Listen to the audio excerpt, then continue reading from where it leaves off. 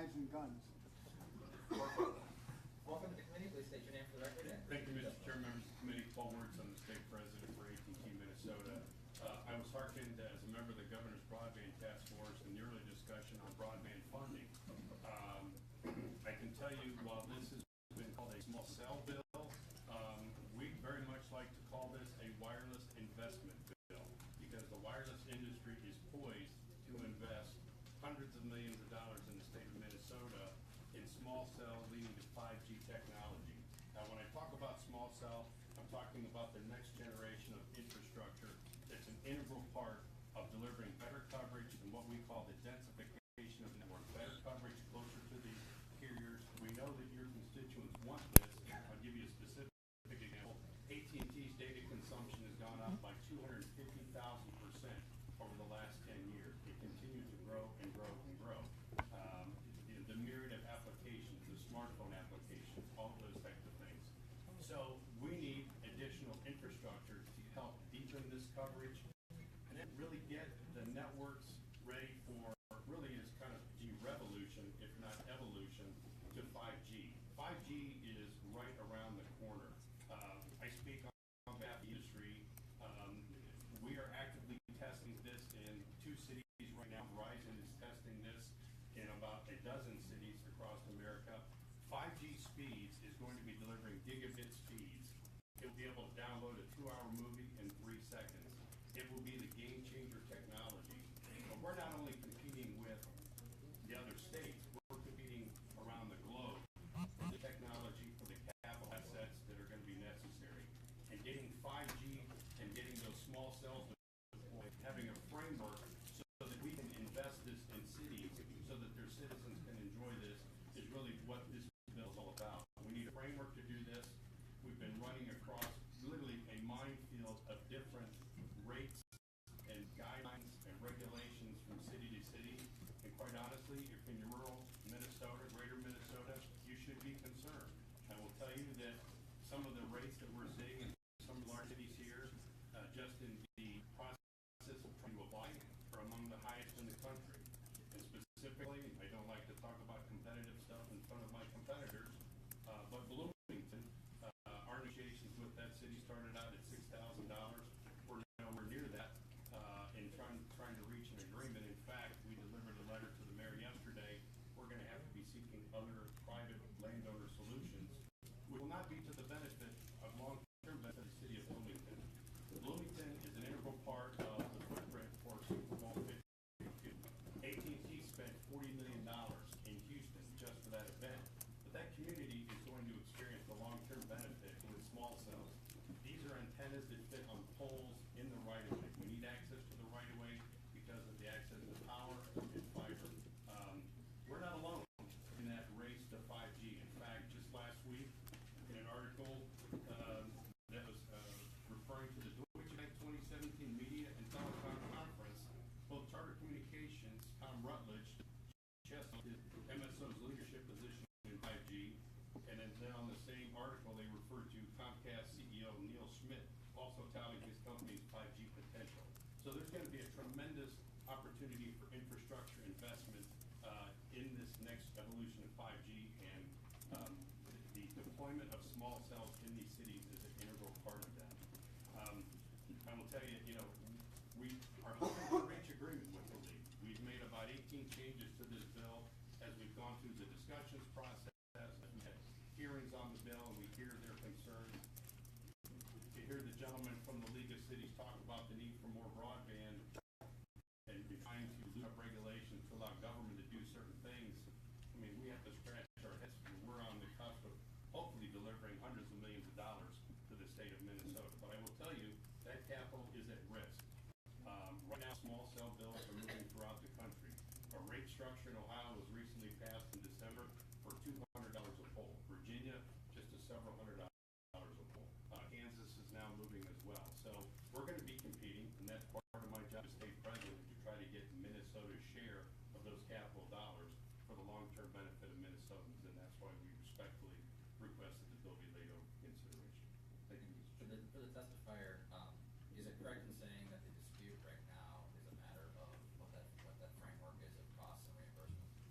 Cost reimbursement, yes, sir. How close are you guys to going, in your opinion? I don't believe we're very close. Thank you for your testimony. Are there any other, imagine there might be some other member of the public who wishes to testify in favor or voice concerns with the bill. No one, really? All right, well then we're. Welcome to the committee. Please state your name for the record and proceed with testimony.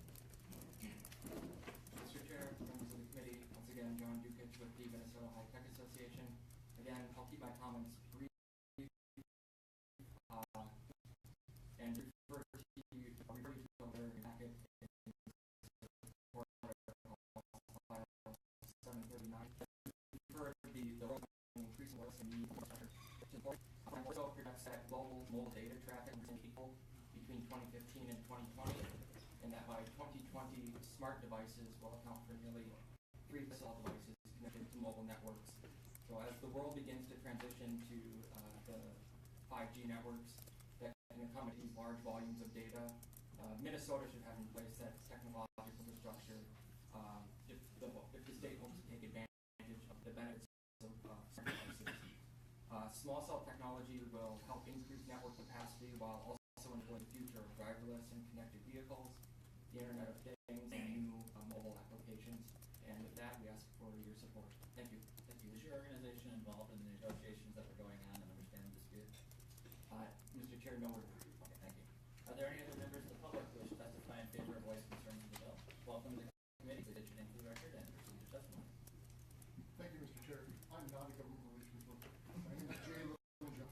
I'm a zoning and land use attorney, and I've represented Verizon Wireless and its predecessors in Minnesota, Greater Minnesota metro area for about 29 years.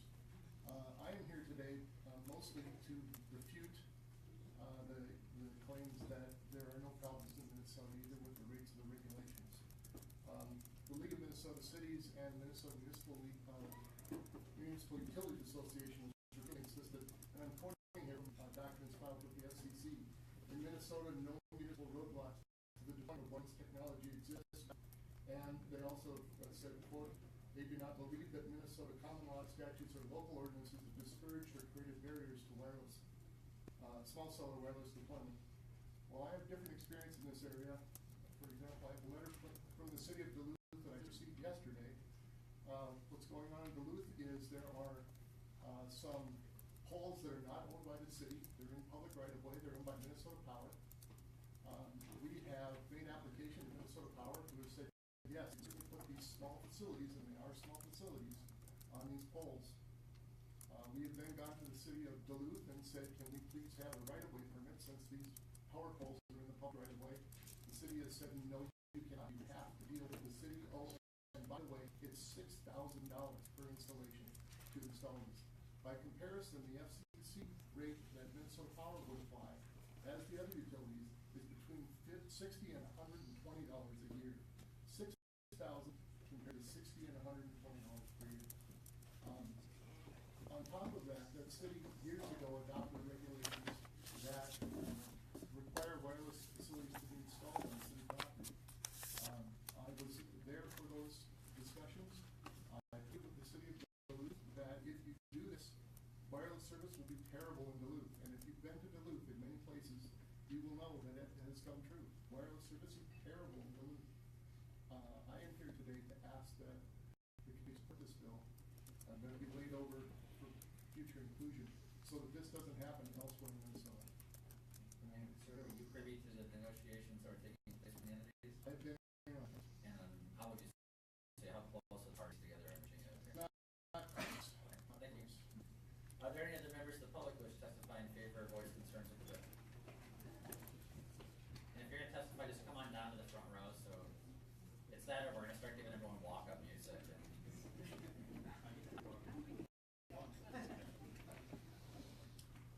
Welcome to the committee. Please state your name for the record and proceed with testimony. Thank you, Mr. Chair, members of the committee. My name is Laura Ziegler. I represent the League of Minnesota Cities. We are, in fact, in that club, but we don't like this. Yes.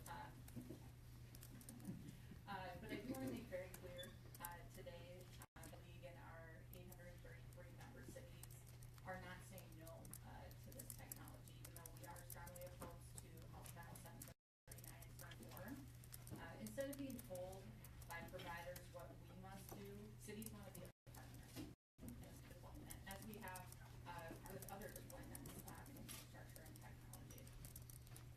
league and other local government boards are committed to continuing discussion to create an approach that allows for city leaders to balance these emerging technologies with the needs of the local community.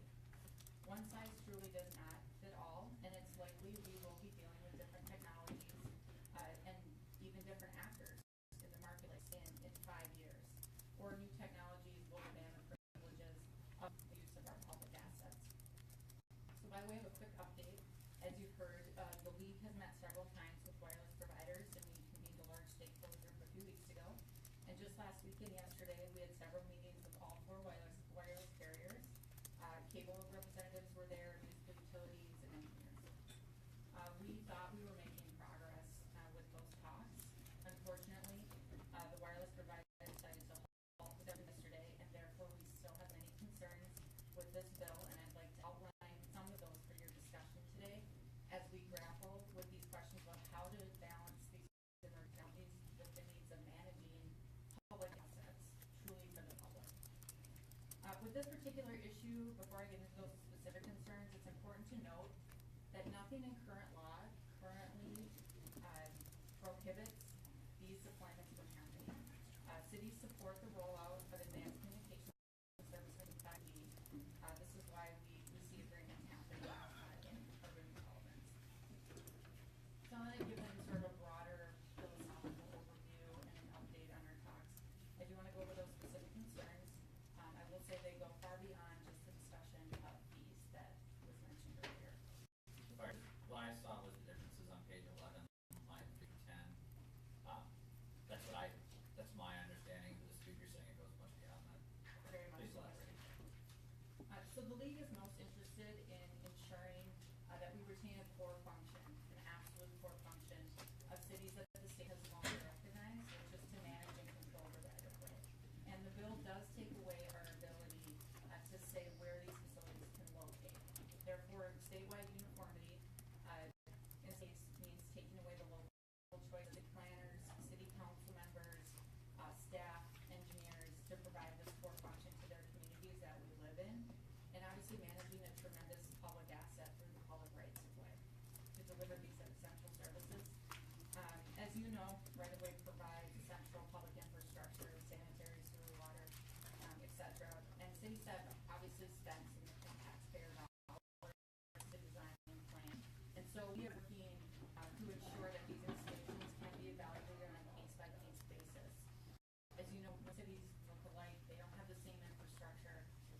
And we acknowledge that oftentimes a public right-of-way can provide efficiencies for the private sector in delivering some of that infrastructure. However, even if this technology meets that threshold, we have to be able to carefully oversee and manage that the public right-of-way is truly managed for the public. And so specifically this will have a very large impact on our zoning ability, as our zoning authority would be completely strict. Even though it appears as though a local unit could deny permit based on certain circumstances, language is not clear and openly making costly appeals. And zoning is especially important when you're talking about putting up new poles. And I do have a testifier here that will speak to more of those technical aspects of the bill. Additionally, we have very practical considerations. As you know, regulated utilities are typically monopoly providers, whereas there are multiple wireless carriers, each with a different technological design and desire even within placement if they want to go on certain poles within the right-of-way. We've been told 5G wireless will result in 9 times more wireless antennas in a city. So, for example, if the city has 10 wireless antennas for each of the 4 providers, each provider will need 90 new antennas. So we're looking at 300 new antenna structures. So we are simply asking for our cities to be able to evaluate and ensure that these poles and whatever they want to go on, these support structures, are structurally sound and that we have time to review them, especially if we're seeing a lot of applications come in from multiple providers. So we did talk a little bit about fees, but so we bring back just about cost recovery. One provision we've discussed extensively in negotiations is the use of fees by third-party contractors. And so if a private entity wants to go on our facilities, the city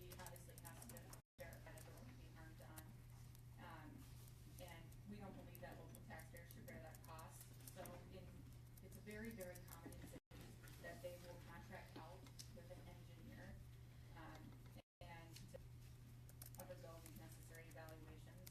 So that language excludes these common circumstances where an outside engineer is utilized to be able to recoup those costs. And we did have alternative language, that would get at the problem that they foresee with some of the third-party contractors. So I don't mean it means exclusive of our concerns. Just want to close by saying there's nothing in current law that prevents these agreements from happening. Also, nothing preventing them going on private infrastructure. We are simply asking to retain our zoning authority, and be able to assess these proposed site locations on a case basis. So as we've said many times to Representative Poppy and members, we remain at the table for discussions and have offered language to help us reach an agreement. I just want to say for the record too, we're doing a lot of work outside the legislative arena to that effect, and so we will continue with that work. And that's the high point earlier, that we truly are a partner and not a barrier to this deployment. So our strong preference would be that this will not move forward unless the projects come back to the table and we truly reach an agreement. So with that, Mr. Chair, I'd like to have Shelley Hanson from the city of Bloomington. Same question for you. Were you privy to the negotiations? And if you were, how would you characterize them right now in terms of differences? Mr. Chair, I was in all of the negotiations. I helped facilitate a few of them. And we had offered our own language on Friday to kind of get us somewhere further. And we worked out that language through 3 of those talks that lasted several hours. And I thought we were smart with them yesterday afternoon. They did break down. By show of hands, how many additional testifiers are around the building? 3. Okay, we've gone 13 minutes past our scheduled recess time, and I want to be respectful of staff as a committee. So what I'm going to do is we're going to recess to the call of the chair. Representative Poppy, it's up to you if you want to come back or not. I can present your bill when it comes back. The members are going to recess to the call of the chair until approximately around 7:30. That would be what time to eat. Representative Holman? I think the member that has caused this much angst in a committee should have to come back.